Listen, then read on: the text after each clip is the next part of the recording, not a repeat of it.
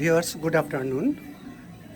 আমরা আজকে পূর্বাচলে cadet college ক্লাবে আসছি। একটু আমাদের batch K32 Dhaka medical college 51st anniversary হচ্ছে এখানে।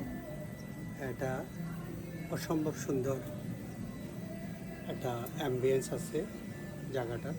আপনারা দেখতে পাচ্ছেন সুন্দর একটা লেক আছে, বিল্ডিং ইজ ইমাকুলেট, এবং এখানে চারিদিকে পূর্বাচলের 300 ফুটের অন্যান্য ফ্যাসিলিটিগুলো দেখতে পাচ্ছেন।